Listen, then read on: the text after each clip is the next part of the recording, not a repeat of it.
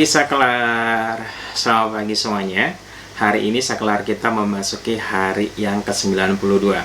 Dan di hari yang ke-92 ini, pembacaan Alkitab kita terambil dari kitab 2 Samuel, pasal 13 sampai dengan pasal yang ke-15. Dan inilah dia Bible Summary untuk kitab 2 Samuel, pasal 13 sampai dengan pasal yang ke-15.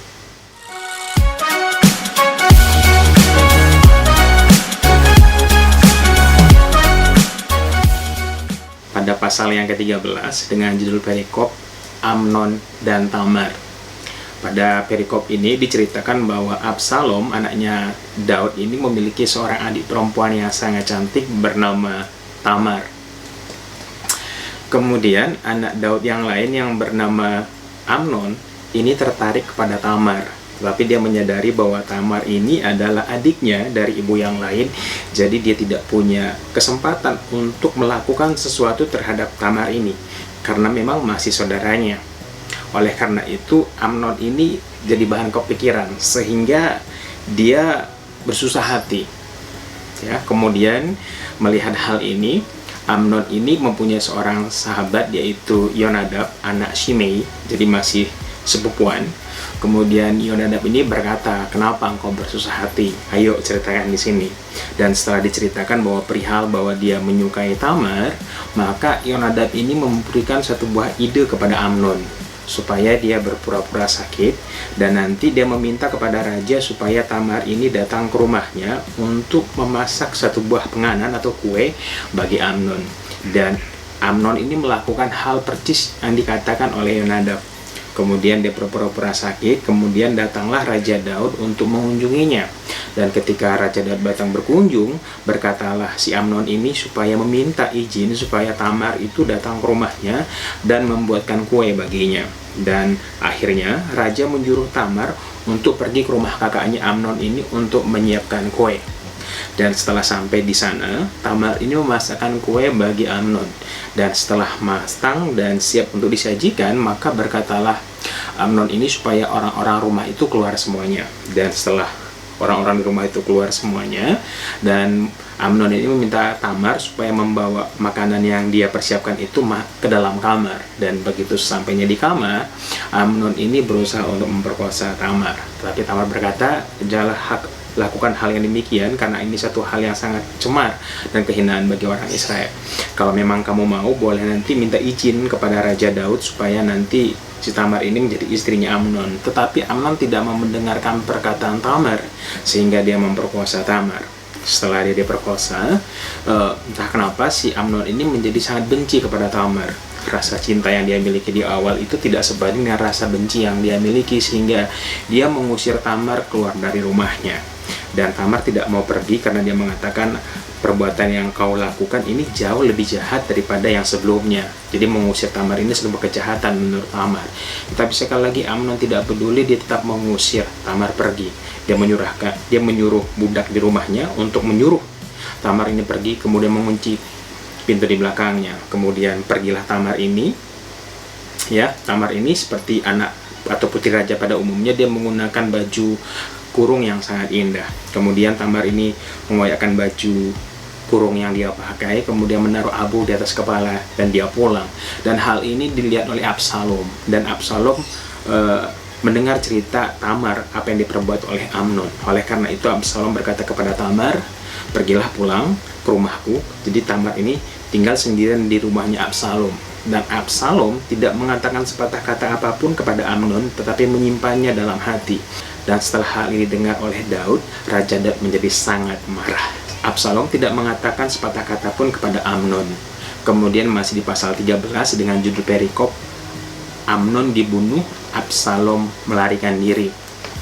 Jadi ceritanya pada perikop ini, setelah 2 tahun daripada kejadian itu, maka Absalom ini mengadakan pengguntingan bulu domba di Baal-Hazor dekat tanah Efraim. Oleh karena itu, Absalom ini mengundang raja beserta anak-anak raja untuk hadir pada acara pengguntingan bulu domba ini atau panen bulu domba ini. Tetapi raja tidak bisa karena mengatakan bahwa dia lagi sibuk dan jangan sampai nanti kedatangannya itu merepotkan Absalom. Tetapi Absalom ini bersikeras memujuk-bujuk raja dan mengatakan kalau memang raja tidak bisa, paling enggak si Amnon beserta anak raja yang lain ikut.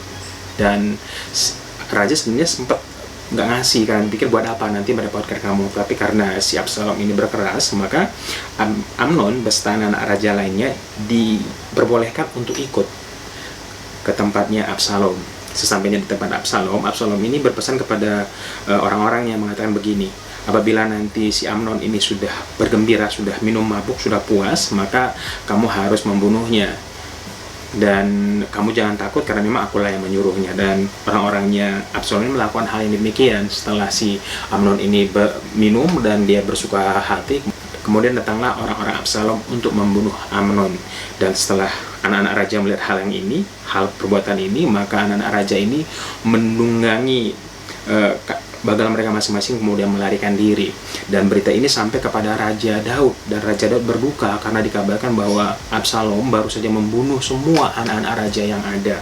Tetapi di tengah duka raja ini datanglah Yonadab dan mengatakan bahwa raja tidak usah berduka karena memang yang dibunuh oleh Absalom ini cuma Amnon saja.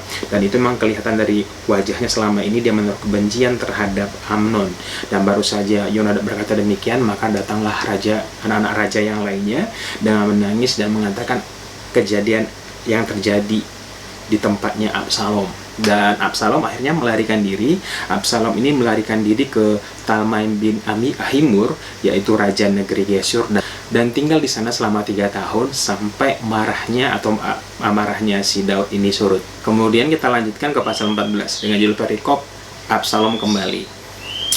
Jadi ketika Yoab mengetahui bahwa Raja Daud ini akhirnya merindukan Absalom, oleh karena itu Yoab ini mencari atau mengutus orang pergi ke Tekoa. Dari Tekoa, Yoab ini mengambil satu orang perempuan bijak, kemudian menaruh perkataan kepada perempuan Tekoa ini dan menyuruh perempuan Tekoa ini menghadap raja. Adapun isi perkataan tersebut adalah bagaimana caranya untuk mengubah satu buah kasus sehingga memungkinkan untuk Absalom ini pulang. Dan setelah perempuan Tekoa ini berhadapan dengan Raja Daud dan menceritakan seolah-olah dia kehilangan seorang anak karena dia punya 2 anak saling berperang, saling bertengkar, kemudian salah satunya dibunuh dan satunya lagi diminta untuk dibunuh oleh kaum keluarga lainnya. Dan setelah bertanya soal, akhirnya si Daud ini mengetahui bahwa yang menyuruh daripada perempuan ini datang adalah Yoab. Oleh karena itu Daud meminta Yoab datang dan memenuhi apa yang menjadi keinginan Yoab, yaitu membawa Absalom untuk pulang kembali ke Yerusalem. Dan Yoab mengucap syukur dan bergembira dan mengatakan bahwa dengan diizinkannya Yoab pulang, berarti idenya Yoab ini diterima, berarti Daud ini semakin mengasihi dan percaya akan Yoab. Kemudian Yoab pun pergi untuk menjemput Absalom ke Geshur. Tapi sebelum terjadi penjemputan, Daud memerintahkan kepada Yoab supaya si Absalom ini boleh pulang ke Yerusalem, tetapi dia hanya boleh pulang langsung ke rumahnya. Dia tidak bisa menghadap raja. Oleh karena itu, maka pulanglah Absalom. Diceritakan bahwa Absalom ini adalah seorang yang sangat elok rupanya. Tidak ada yang lebih elok daripada Absalom di seluruh Israel. Bahkan rambutnya saja, apabila si Absalom ini memotong rambut setiap akhir tahun, maka apabila ditimbang, maka timbangan daripada berat rambutnya itu sampai 200 shikal beratnya. Absalom ini juga memiliki 4 orang anak, 3 orang anak laki-laki dan 1 anak perempuan yang sangat cantik. Anak perempuan ini dinamakan Tamar, jadi mungkin sama seperti nama adiknya. Dan setelah 2 tahun tinggal di Yerusalem dan tidak boleh menghadap raja, maka Absalom ini memanggil Yoab supaya mengutus Yoab ini menghadap raja. Tetapi setelah dipanggil, Yoab ini tidak mau. Dan dipanggil lagi kedua kalinya, Yoab tidak mau tetap untuk menemui Absalom. Oleh karena itu Absalom ini memerintahkan kepada hamba-hambanya dengan berkata bahwa kebetulan di samping atau di dekatnya ladangnya Absalom ini ada ladangnya Yoab. Dan Absalom ini menyuruh hamba-hambanya untuk membakar ladang yang mau panen miliknya Yoab ini. Oleh karena itu Yoab ini datang dan menghadap kepada Absalom. Maksudnya apa nih? Kenapa ladang aku dibakar? Kemudian Absalom mengatakan bahwa aku sudah menyuruh orang untuk menjemput kamu, tapi kamu nggak mau datang. Aku mau menghadap raja karena Apa gunanya aku tinggal di Yerusalem selama 2 tahun ini kalau aku tidak bisa menghadap raja? Lebih baik aku tinggal di Geshur saja. Dan aku mau menghadap raja apapun resikonya. Kalau memang nanti aku mau dihukum mati karena bersalah, biarlah aku dihukum mati olehnya. Tapi aku nggak mau tinggal di Yerusalem tanpa menghadap raja. Oleh karena itu Yoab ini menyampaikan hal tersebut kepada Raja Daud. Dan Raja Daud pun memandang baik sehingga mengizinkan untuk Absalom menghadap raja. Dan akhirnya Absalom ini datang menghadap raja dengan sujud menyembah. Kemudian Daud menerima Absalom dan mencium Absalom. Kemudian kita lanjutkan di pasal 15 dengan judul perikop Absalom mengadakan persepakatan gelap. Jadi pada perikop ini diceritakan setelah dia berdamai dengan Raja Daud, maka Absalom ini menyediakan satu buah kereta berkuda buat dia, beserta dengan 50 orang yang berlari di hadapannya. Kemudian Absalom ini pergi setiap pagi di pintu gerbang atau jalan pintu gerbang menuju istana. Kemudian setiap kali ada orang yang lewat dari tempat itu, maka Absalom ini memanggil dan bertanya ada apa perkaranya. Dan apabila orang-orang tersebut menceritakan perkaranya, maka Absalom ini mengatakan, seandainya aku menjadi hakim atas orang Israel, maka aku akan menyelesaikan perkara kalian ini dengan adil dan bijaksana.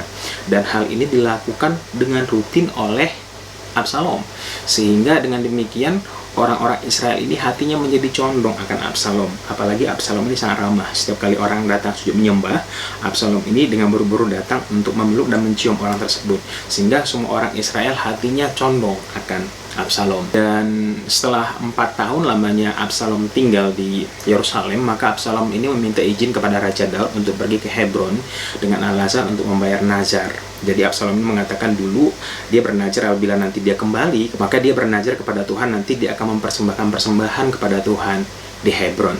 Dan Raja Daud memandang baik hal ini dan mengizinkan Absalom untuk pergi ke Hebron. Tetapi bersamaan dengan perginya Absalom ini ke Hebron, ya, si Absalom ini mengutus utusan-utusan rahasia untuk menyampaikan kepada segenap suku Israel dengan sebuah pesan, apabila nanti kalian mendengar sangkakala ditiup, maka kalian harus berteriak bahwa Absalom sudah diangkat menjadi raja di Hebron. Dan bersamaan dengan kepergian daripada Absalom ini ke Hebron, turut juga serta 200 orang undangan-undangan penting dari Yerusalem, dan mereka ini pergi tanpa mengetahui apa niat daripada si Absalom ini sebenarnya. Dan di antara 200 orang ini ada juga turut serta Ahitofel. Ahitofel ini adalah salah seorang penasihat yang sangat dipercayai oleh Raja Daud, sehingga semakin kuatlah persepakatan ini dan orang-orang Israel cenderung membela atau cenderung membelot kepada Absalom. Kemudian masih di pasal 15 dengan judul perikop Daud melarikan diri dari Yerusalem. Jadi pada perikop ini diceritakan bahwa Daud akhirnya mendengar bahwa Absalom ini mendeklarasikan dirinya menjadi raja di Hebron, dan untuk menghindari pertumpahan darah, ya, maka Daud ini memutuskan untuk pergi atau keluar dari ibu kota, keluar dari Yerusalem bersama dengan orang-orang pentingnya. Ya, ada sekitar 600 orang bersama dengan orang-orang Kreti dan Pleti. Tapi setelah di tengah perjalanan, Daud ini memutuskan untuk menyuruh kembali Imam Zadok dan Abiatar membawa kembali tabut Tuhan yang mereka bawa kembali ke Yerusalem, dengan pesan, memang apabila nanti pemberontakan ini daripada Tuhan, maka biarlah kehendak Tuhan yang terjadi. Tapi apabila nanti Tuhan yang berpihak kepada aku, maka aku akan kembali ke Yerusalem dan akan melihat kembali tabut Tuhan ini. Oleh karena itu, Abiatar dan Zadok memutuskan kembali ke Yerusalem. Dan adapun di Yerusalem ini tidak semuanya, dan adapun di istana Yerusalem ini tidak semuanya ikut, karena ada 10 gundik raja yang ditinggalkan di Yerusalem. Dan di tengah perjalanan ini datang juga Husai, orang Arki, sahabat Raja Daud, dan ingin ikut pergi keluar bersama dengan Raja Daud. Tetapi Raja Daud ini memesankan supaya Husai ini kembali ke istana dan berbuat seolah-olah memihak Absalom dengan niat nanti bisa membatalkan nasihat Ahitofel, karena sekali lagi Raja Daud ini telah mengetahui bahwa Ahitofel ini turut serta dengan Absalom, dan Ahitofel ini terkenal bijak dan keputusan dan pertimbangannya sangat bagus. Oleh karena itu, Raja Daud ini sempat berdoa kepada Tuhan supaya membatalkan segala rancangan-rancangan yang direncanakan oleh Ahitofel. Dan Husai memandang baik kabar ini, dan juga Husai ini dibani tanggung jawab oleh Raja Daud untuk memasuk informasi yang ada di istana bersama dengan Absalom kepada Raja Daud melalui anak-anaknya Imam Zadok dan Imam Abiatar, yaitu melalui Ahimaaz dan Yonatan. Kemudian pergilah Husai orang Arki ini ke istana raja, ke Yerusalem, bersamaan dengan masuknya Absalom dan orang-orangnya ke dalam istana raja di Yerusalem. So, itulah dia Bible Summary untuk kitab 2 Samuel pasal yang ke-13 sampai dengan pasal yang ke-15. Dan sekarang waktunya kita masuk ke dalam renungan kita hari ini pada video berikutnya.